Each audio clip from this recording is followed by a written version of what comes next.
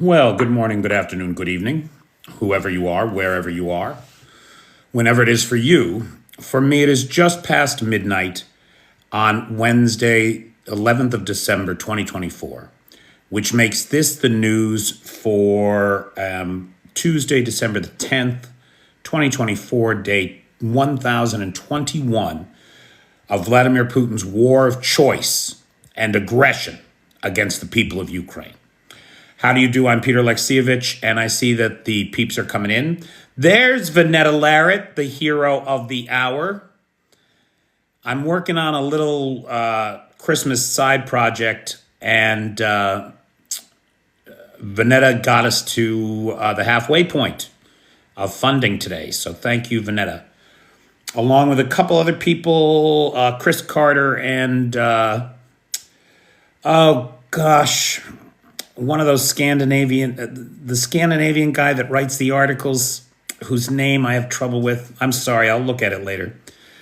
But that is not to detract from Ballerina, who is the sponsor of tonight's live. If anybody sees Ballerina around, please thank Ballerina, who has been a stalwart supporter of this channel from day one. Hey, Bobby, you on the rowing machine? Hey, Steve B. Steve with a V. Hey, Richard. How's everybody doing tonight?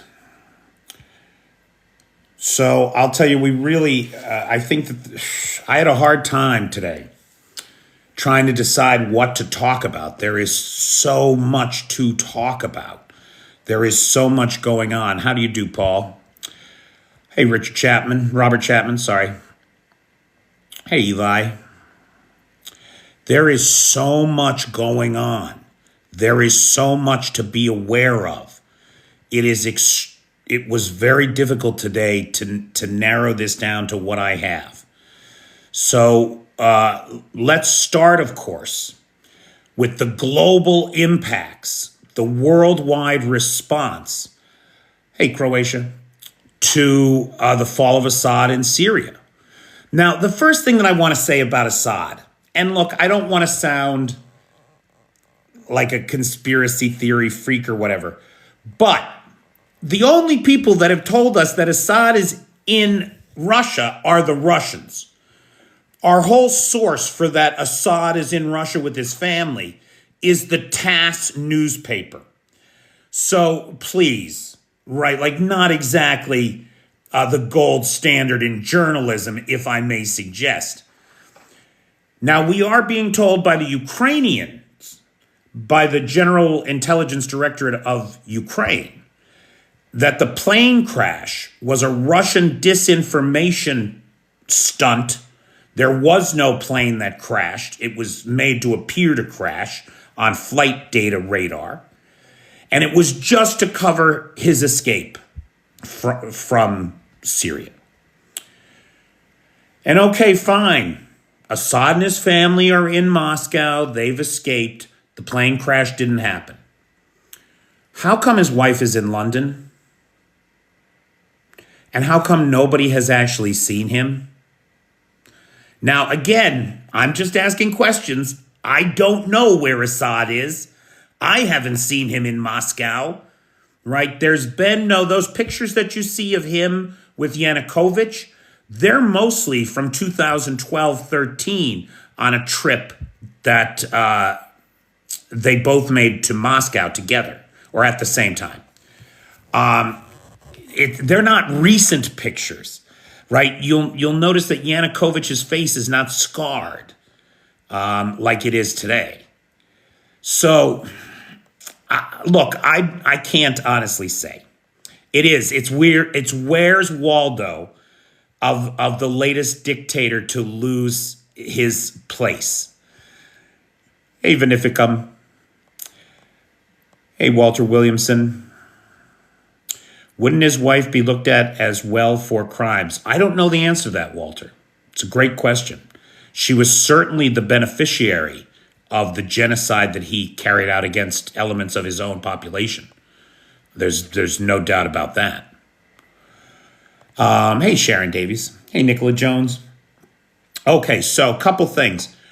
It is being reported now that Assad stole from the people of Syria $135 billion, and he has brought it with him to Russia. That is what we are being told, 135 billion. Hey, are you a recently deposed dictator? Did you see your father's statue dragged through the streets? Have you used chemical weapons on your own people? Well then, come on down to Sad Mad Bad Vlad's home for retired despots. Just bring the 135 billion that you stole from the people and deposit it in rubles. I'm just kidding. We love euros and dollars too. Where's the gold, Walter? Where's the gold? It's apparently in Russia, pal. I don't know if you've seen any of the videos of them going through the basements of the palace. There's nothing left. They're cleaned out. Now, the garage where he kept his 24 Ferraris, what is it with these billionaire freaks that they have to collect $250,000 cars? What is that about? You know, you meet a guy who owns a Lamborghini, they're always assholes. Am I wrong? Did anybody ever meet a Lamborghini owner that was a good guy? No, they're all narcissistic pricks. Anyway, especially if it's a Lamborghini, it's one of the kit cars with the Toyota engines in it. Right, those people are the worst. The worst. Anyway, power and prestige. It's a way to launder cash. Now that makes sense, PT. You just put $250,000 in the parking spot and leave it there. Huh, interesting. That's interesting. No, Trump's got property is what Trump's got. I don't believe he has a car collection. The new government of Syria, which looks like it's going to be headed by the head of HTS, Hayat Tahrir al-Sham, has proclaimed to Syrians around the world, free Syria awaits you. And the estimated 10 to 13 million Syrian refugees that Assad created, they are heeding the call. They are coming home. At Jordan, in Lebanon, in Turkey, the cars lined up to get back into Syria stretch for miles. Turkey especially, because there's an estimated 1 to 3 million Syrian refugees in Turkey. And they are flooding out of the country to go back home. And they're going to be needed, right? There's a whole country to be rebuilt.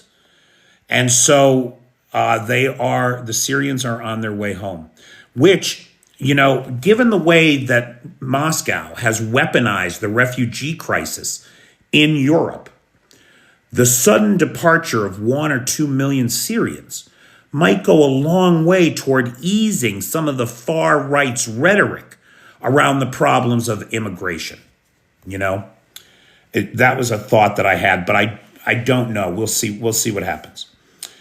Now, there's a German journalist by the name of Ina Ruck, who's in Moscow and is well known in Europe, at any rate, for her reporting on the Russian situation. And she reported the most astonishing thing today. And this goes hand in hand with something that I saw happen on Sunday. On Sunday, when the regime was really in the process of collapsing, right? When Assad reportedly had already left the country. I saw at 4:17 in the afternoon a statement by the Russian MOD that referred to HTS as the T word, right? Rhymes with errorist. At 4:19, a different missive came out of the Russian MOD that referred to them as rebels. And by 4:21, they were referring to them as the opposition. Just like that. And later that night, Peskov was on the air saying that they hoped that they hoped that the bases and naval bases in Syria that belong to the Russians would be honored by the HTS people, their new partners. For its part, HTS gave the Russians 48 hours to get the fuck out of the country. Right? That's where that went. Now, for her part, Ina Rook quoted the Ministry of Defense, the Russian Foreign Ministry, saying, quote, end quote, "We allowed the Assad regime to fall. We allowed it. It is only by the grace of Moscow that the Assad regime has been allowed to fall." This is hysterical. These people are so desperately disconnected from any kind of reality. The statement went on to say, "We would like to keep our bases in Syria," just like Peskov said, "would like to keep our bases in Syria and hope the new leadership will accept that." Now, if you had allowed Assad to fall, one would think part of your plan would have been securing your bases, but that did not happen. The RU Mill blogger universe is furious over this loss of Syria. The ultra-right, ultra-nationalist mill blogger community is furious.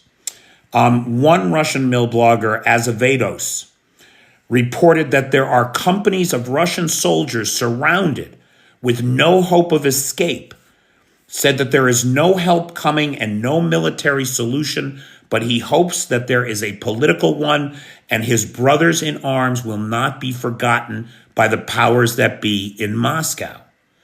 Now, it's reported, it's hard to tell, there's at least several thousand Russians in Syria. How many of them have escaped, we don't know. How many of them are trapped, we don't know. How many of them have been disappeared in the last 48 hours, we don't know. But several hundred are said to have just disappeared along with dozens of vehicles yesterday in an ambush. It's unclear by which of the 1,000 militant factions are in Syria, but they were ambushed apparently, and then their vehicles taken. Kurdish forces, for their part, are blocking Russian military facilities in the Trans-Euphrates region. HTS forces are blocking Russian positions at the oil refinery in Homs, according to Rybar. Good evening, James Boudreau. How do you do? According to Rybar, Russian presence in Syria is hanging by a thread. Bullshit. Russia's presence in Syria is done.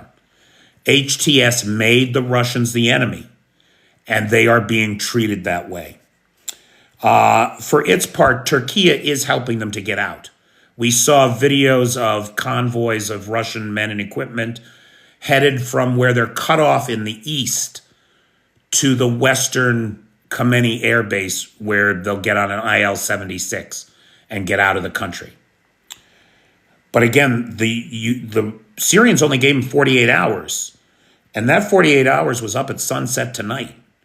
So we'll see what happens. Tartus is evacuated to prevent rogue groups from targeting the ships there with bombs.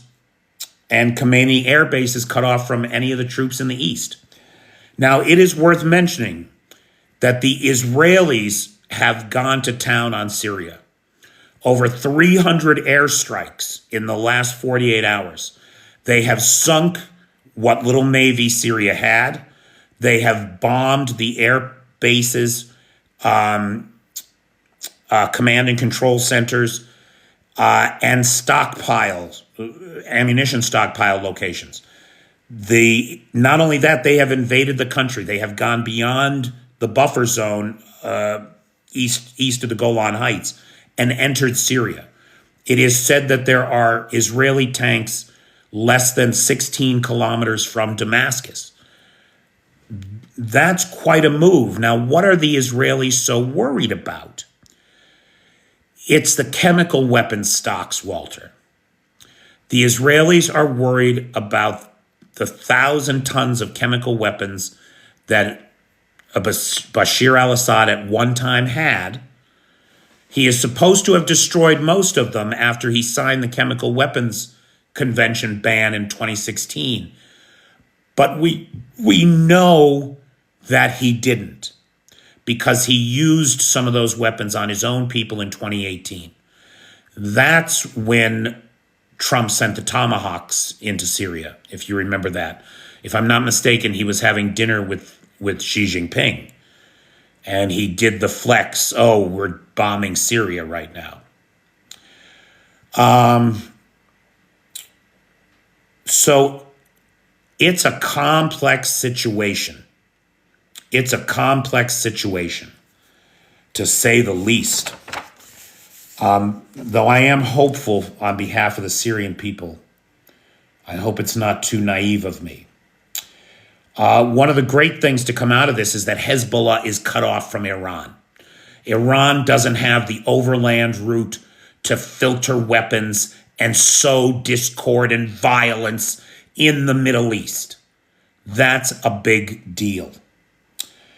There's a Russian journalist who's pretty famous, Captain Ilya Tumarov, and he is furious over the Syria loss. Syria is Turkey's now. Turkey has stabbed us in the back, he said, and they cannot be trusted. Now, look, as I understand it, it was Russia who broke the Governate ceasefire back in, I want to say 2016, 2017, and stabbed Turkey in the back. Turkey felt betrayed after the Russians broke that ceasefire and reclaimed 60% of the country for Bashar al-Assad and killed a lot of Turkey's people, right?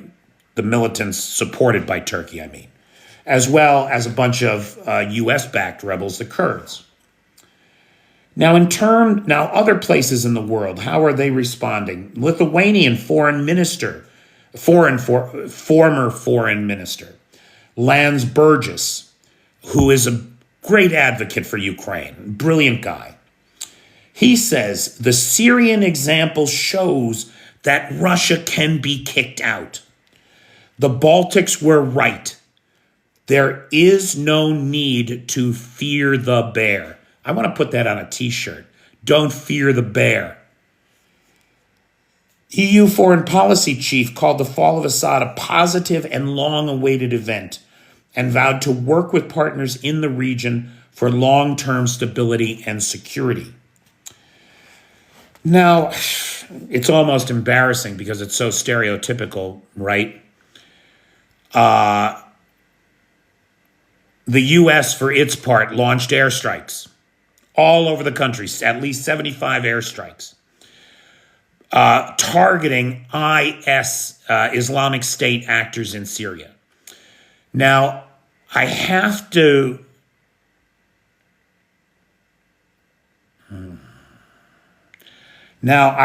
say, I'm an American, and so I'm naive on a lot of things. Back in 2018, there was a lot of talk about how Trump had defeated ISIS in Syria. And to be honest, I wasn't paying close enough attention, and I believed it. I thought it was one of the things Trump actually accomplished.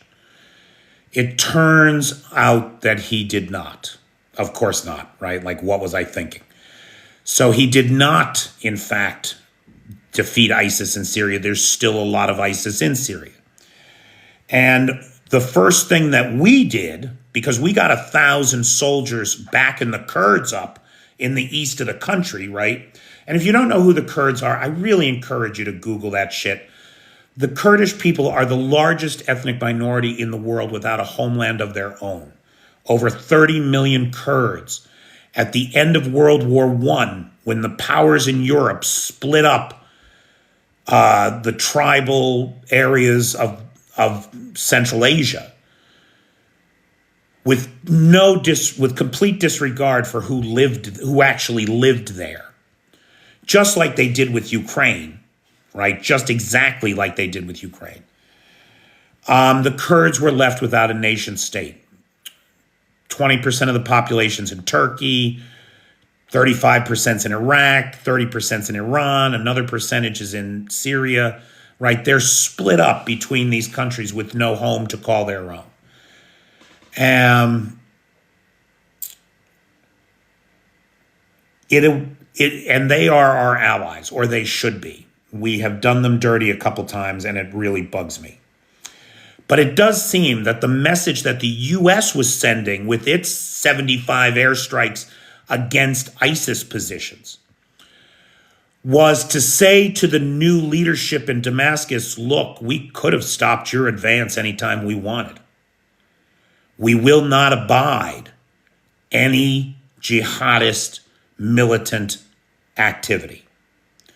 And finally, our air power is ready to hit anywhere in the country anytime we want. Don't make an enemy of us, seems to be what the U.S. was saying. Bertie, Kurdistan is not an internationally recognized country of its own. It's an independent, autonomous governorate inside of Iraq and inside of Syria. But they have no international recognition at all.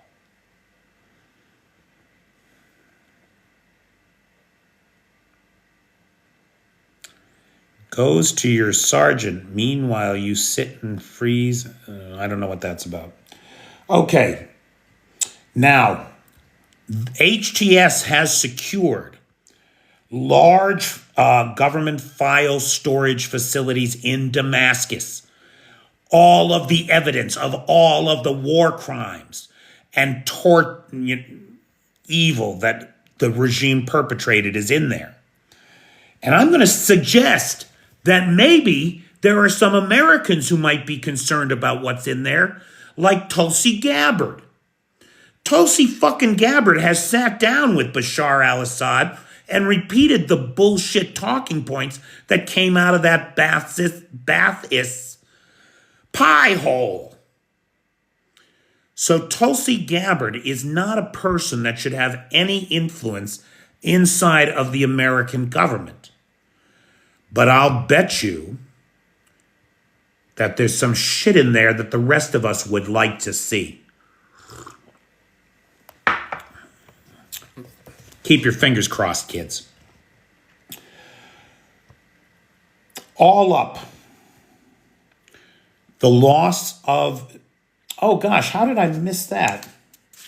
How did I miss that? Why is that not here? One of the things, oh, here it is. Sorry.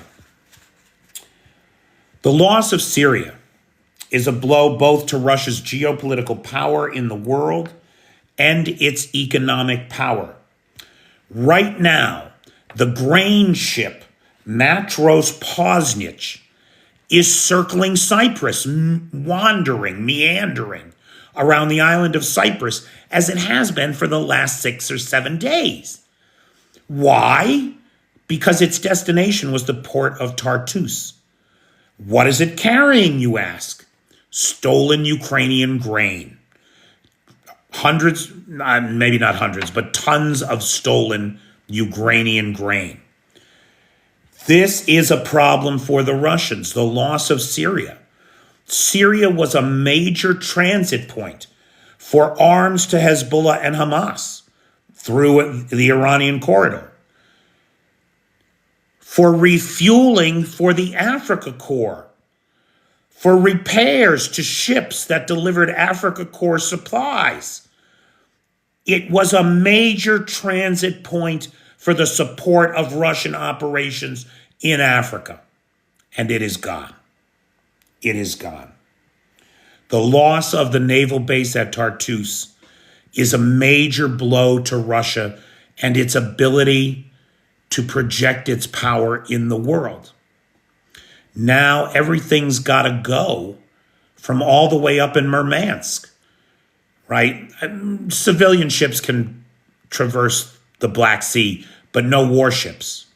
No warships.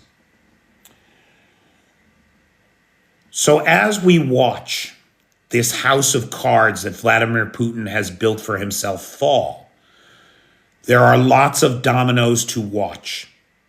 One of those dominoes is in Romania, where the Constitutional Court has overturned the results of the presidential election, annulled those results, and called for a new election free from Russian interference.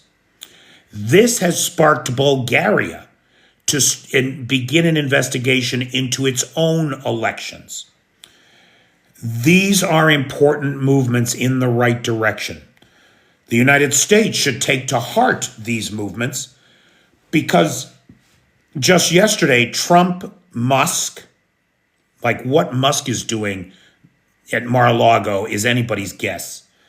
But Trump, Musk, and National Security Advisor nominee Waltz all met with the architect of dismantling democratic institutions in his country in order to make himself a dictator for life, Viktor Orban.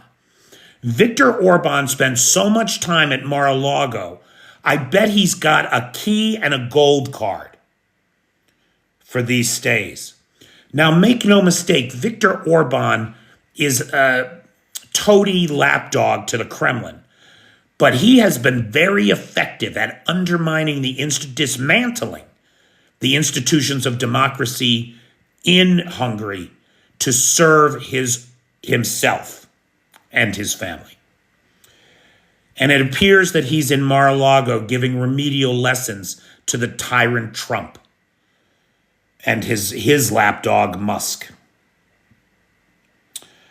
In economic news, the ISW has said that Russia's economic trajectory is unsustainable in the mid to long term and will increasingly strain its capacity to wage war against Ukraine. The ISW has said that the Kremlin is struggling to keep its front line steady as the coffers falter. The Ukrainian Center for Countering Disinformation said yesterday that Russia's liquid assets, as we have talked about numerous times on this channel, Russia's liquid assets in the National Wealth Fund had dropped from 140 billion in February of 2022 to 53.8 billion as of December 1st. And those are the exact numbers that I've been quoting to you, not the exact numbers. I usually round it to 50 billion, right? But they're the numbers that I've been quoting on this channel regarding the liquid assets of the Sovereign Wealth Fund. The Center for Countering Disinformation said that Russia increasingly relies on Chinese yuan reserves, the liquid assets of the National Wealth Fund are mostly held in Chinese yuan and in gold. That's the principal makeup of the fund.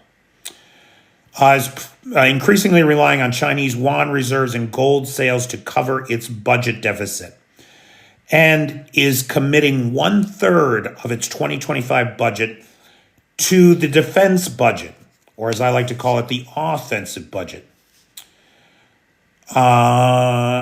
indicating an unsustainable prioritization of the war at the expense of economic stability. Let me restate that.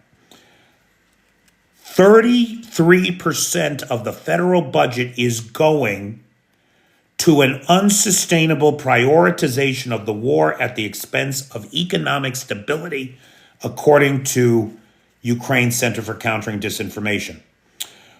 The Russian prosecutor general reported, get this, really seriously, get this, this is funny shit. But the Russian prosecutor general's office is reporting that corruption crimes, including bribery, were up 30% in 2024 over 2023, with 30,000 public officials being disciplined for corruption and bribery. Unbelievable. Now, this is one of my favorite things, and I didn't get a chance to do a video about it today. but it's really a big deal. Guys, you know, Russia and the US are the biggest arms suppliers to the world, right? Or we were until 2023. In 2023, Russia got knocked down to third place by France. And the reason for that is because the war, nobody wants to buy Russian weapons. They see how shitty they are. 30K was just the ones charged, Walter. Okay, now, Pavel Luzin, who analyzed data from the Stockholm Peace Research Institute, shows sales of Russian arms exports collapsing. In 2021, Russia sold 14.6 billion. It was cut almost in half in 2022 to 8 billion. 2023, it was down to 3 billion. They are expected to end the year with a total sales of just under $1 billion, a 93% loss in revenue over the last 5 years. 93% loss in revenue. They've gone from selling weapons to 31 nations to 12 nations a year. And of course, their reputation is shot. And we have had officials inside the Indian Ministry of Defense say that India is actively working to disengage its military-industrial complex from a dependency on the Russians. Georgia is a domino that we don't want to take our eye off. Georgia is in day 13 of its protests for independence and for the nullification of the last election results, which were clearly tampered with by the Russian-backed Dream Party. In Georgia, in Tbilisi over the weekend, the metal skeleton of an artificial Christmas tree was put up. Protesters quickly covered it in photographs of people who had been arrested during the protests, people who had suffered violence at the hands of the police during the protests, flags of the EU, US, Ukraine, with whom Georgia stands in solidarity with. Officials removed all of that ephemera from the tree and put the artificial tree up, got it decorated, got it lighted, as if it were business as usual in Tbilisi. It is not business as usual. 20% of the population of Tbilisi, 200,000 people, are in the street. They had been facing rubber bullets, tear gas, water cannons, and dogs, but that seems to have stopped. And we've seen firemen empty their fire trucks rather than refill the water cannon. It could be that Georgia is trending in the right direction, because these protests are not just in the capital of Tbilisi, but have spread to the 8 largest cities in the country, as well as several colleges and universities. So our hopes and dreams for the Georgians remain strong. The Ukrainians have introduced the most amazing ground-based unmanned drone you have seen to date. It is a fully functional combat drone system, the Droid TW. This is the droid you're looking for. Or maybe you just need something for home defense. This baby comes with a 12.7 millimeter machine gun, tracked platform, remote control via a tablet, and a digital communications system. Really extraordinary. If you do a search for Droid TW 12.7, you'll find some video, and it is really something to watch in action, boy. But it's been approved for use on the battlefield in Ukraine, as well as for sale to foreign powers. The U.S. is floating a $20 billion loan to Ukraine, backed by frozen Russian assets in the U.S. This is the same initiative that the EU is using to float a $50 billion loan to Ukraine. So that's $70 billion in loans coming into the country in the near term, we hope. Russia continues to videotape its war crimes. Today, they targeted and hit with an FPV drone a vehicle of the International Atomic Energy Agency that was headed, rotating in to the Zaporizhzhia nuclear power plant. It's unreal, these people. Not only do they commit these war crimes, they videotape them and post them on fucking Telegram. What is wrong with them? Finally, I hesitate to mention this, but it was so unbelievable to me that I'm gonna mention it. There's FPV drone footage of a couple of Russian soldiers who are being targeted by a Ukrainian drone. And they stand completely still in the street until the drone takes them out. And one can only imagine that someone told them that the things reacted to movement. And so they froze, believing that the drone could not see them. And there is something of a metaphor for this entire conflict in that one moment. Russia is frozen in time. They are frozen in the time of empire, when an absolute ruler had absolute rights over absolutely everybody. They are stuck 150 years in the past. They and the Chinese are the two empires that did not really fall when the Ottomans fell, when the French Empire was lost, when the British Empire was lost at the end of World War I. And they are still stuck in this mindset of the dear leader from whom all blessings flow. They must be disabused of this nonsense. They must be dragged kicking and screaming into the 21st century. And they must have their nuclear weapons taken from them before, in their desperate, dystopian, ahistorical view of the world, some madman theocrat comes along who believes it is God's will for him to bring on the apocalypse. It's insanity. It's insanity. Oh yeah, it'll take several generations for sure, at the very least, Cheyenne. But we got to get started. The world cannot afford to have these maniacs running around with 6,000 nuclear weapons. Not that they really have that many, but still, even if only the 1,200 that are deployed work, that's enough to cause a problem for the rest of us. Okay, so, mes amis, ça va bien?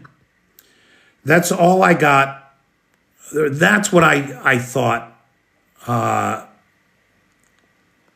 were the most important things in the news today.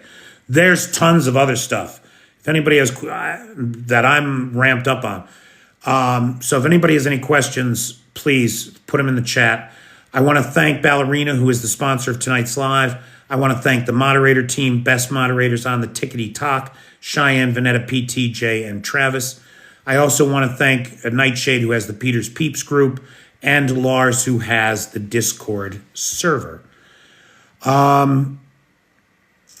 Big thanks to Vanetta Larrett and Chris Carter and one other person whose name escapes me right now. I'm so sorry. Who are helping with the Christmas project for the Frontline guys. We raised half the money. If anybody wants to kick in on that, the PayPal is in the description. What do you guys want to talk about now? Eventually, these imperial ways of thinking are over and eventually come to an end. But they don't happen on their own, Crystal. You need inciting events. And the reality is that Russia has created it. In their ignorance, in their foolish belief, in their own lies, They thought that they could ignore international law. They thought that the West was weak and would not come to the aid of Ukraine. They thought all kinds of things that were not true, because that's what happens when you live in that mindset, right? James, are you a Patreon guy? I have a full video on the Patreon. I'm not disclosing it outside of that. Sorry. If you send me a message, I'll tell you about it. But I do want to keep a lid on it until it's done. My email address is in the... there you go, Cheyenne. Thank you. Thanks a lot. You know, Bass watches this channel.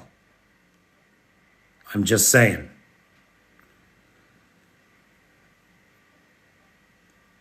Thoughts on health insurance in USA versus... Oh, I don't know, Bobby. I have private insurance for Europe. I don't have the local policy. So I don't know. I don't have any plans to travel, Jake. I did pass up an opportunity to go to the Chernobyl exclusion zone because I couldn't figure out how that helped the war effort. Like, I mean, yeah, I want to go to Chernobyl. Yeah, I'll do videos about it, but we're really in a crunch right now. Everything should be focused on the guys at the front. And I didn't see how going to Chernobyl made any difference to them.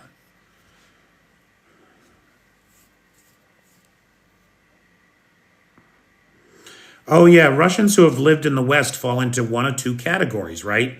Either they get it and they buy into democratic principles, or they sit in the West taking advantage of all of the elements of our system that are superior to their own, and they long with a sick nostalgia for the stupid shit that they had back home. And they actively undermine our democratic institutions. It's a huge pain in the ass. No, Walter, not real. I mean, I don't really know, Walter, because I don't have local insurance, right? I'm not part of the Ukrainian socialized medicine healthcare system. I have a private policy that I've purchased on my own from a third-party insurer. James, that's the attitude. James, pal, I wish you'd join the Patreon, man. Just join the Patreon. That's all, brother. That would be a big help. But I will also take your money for the cookies. Gladly. We're shooting to make now, the project has grown a little bit. We're shooting now to make 3,000 cookies and 15 loaves of bread, all of which have to be shipped to the front. And I figure the whole project is going to cost about $500. And I've organized 3 little armies, I hope to get it done. And we start baking tomorrow.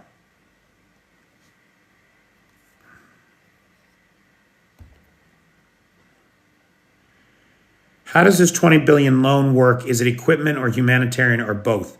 Jake, that's such a great question. So first of all, it is a loan. The Ukrainians owe the United States $20 billion. That's the first thing. Now, what the U.S. is going to, now, can you imagine what the interest on $20 billion is? I can tell you to the penny. It's exactly the amount of interest that the Russians will earn on the $53 billion, I think it is, in frozen Russian assets in the United States. Or is it $97 billion? Whatever it is. However much frozen assets are in the U.S., the U.S. knows how much interest that makes. And based on that, they are going to make the interest payments against the loan from the interest accrued on the frozen Russian assets. So Ukraine is going to owe $20 billion when all is said and done. They'll get the interest paid for a while, but eventually that loan will come due. Now, that loan could be forgiven by a future president. That loan could be paid for out of the frozen Russian assets if we ever get to a point where the United States government reclaims its fucking balls. But it is a complex financial instrument that it's not a gift. The Ukrainians owe it. And yes, the interest payments will be made, but only the interest payments out of the frozen Russian assets. That's as far as we got. Let's see here. Jake, this is a great question. Could Trump's unpredictability help Ukraine? Yes, it could. I mean, I can't believe that I'm saying the words, Trump could be our salvation here. But I'm saying them. Because everybody knows nobody is a bigger Trump detractor than me. I've never believed in this guy. I think he's a cheap snake oil salesman who robs his followers blind and throws them under the bus anytime it suits him. I do not like the fact that he's going to let the January 6 guys out of jail. Pardon them. There are so many things I do not like about this man or his politics. But he hates to lose and loves to win. Zelensky is doing all the right things. Zelensky has a kind of politesse, a polished velvet glove approach that I would never have the patience for. It's amazing to watch. He has already had a member of the Ukrainian parliament publicly nominate Trump for a Nobel Peace Prize, because that's what Trump wants. He has publicly given huge concessions toward peace talks for Donald Trump to work with, so that Trump knows that he respects him and he is working with him to accomplish the goal of getting Donald Trump a Nobel Peace Prize. Putin is likely to not deal at all and overplay his hand with Trump. And that could leave Trump arming Ukraine to the teeth. And that would be that would be great, in my opinion.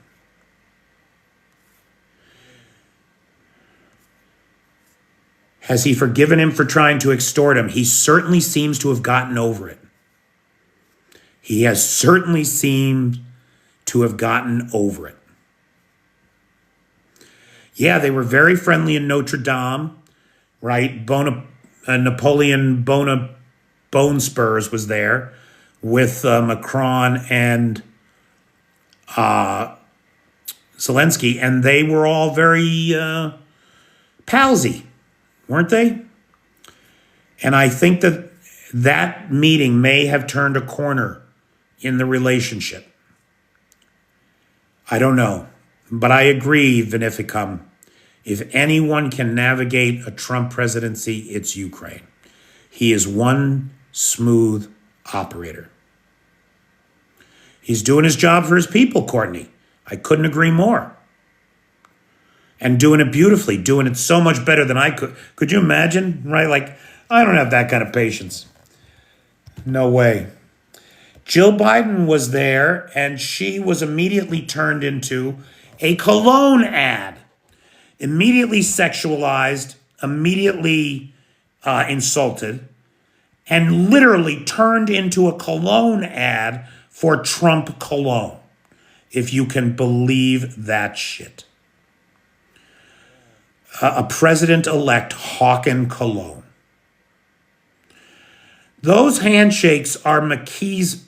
You know, my Uncle Billy, he was just like that. When he came to the house, he would shake your hand with the intention of breaking it. And if you were a man, you would grip back, right? I remember I was about 16 the first time I won that exchange, and he never did it to me again. But it's machismo bullshit is what it is.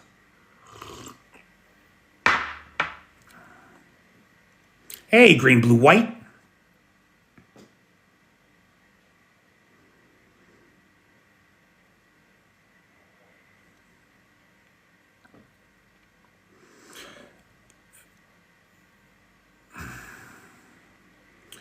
Green, blue, white, forgive me.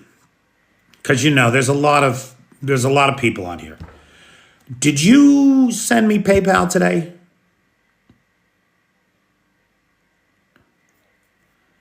I thought it was his dementia. He is demented. No two ways about it. Will we see North Koreans fighting soon? North Koreans are already fighting and dying on the battlefield. That's already happening. That's already happening and being captured. Right? There are North Korean prisoners in custody.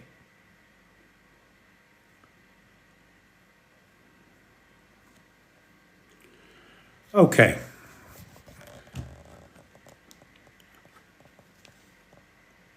Guys, it's 5 minutes to the top of the hour, so I am going to... Is Ethan here? Ethan just joined the Patreon. Rockin'! Thank you, Ethan. I really appreciate it. I'm doing okay. Hey, Ethan. Everybody thank Ethan. He just joined the Patreon. I really appreciate it, man. Thank you. I lost 5 Patreon subscribers last month and only gained 3. So now this helps to close that gap. I really appreciate it. Okay, guys, that's it for me today. Again, I want to thank Ballerina, who is the sponsor of tonight's live. I want to thank the moderator team, best moderator team on the Tickety Talk. Thanks to Nightshade, who has our Facebook group, Peter's Peeps. And thanks to Lars, who has the Alexievich archive and the Discord server. Thanks to all the Patreon supporters that make this possible. I literally could not do it without you guys. And Ethan, welcome to the club. For the couple guys that are supporting the Christmas project for the troops, for the frontline troops, I certainly appreciate your help. If you're a Patreon subscriber, look at free members too. Take a look at the video appeal that's posted on Patreon for what that project is all about, or send me a DM and I'll be happy to tell you about it. All right, that is it for me.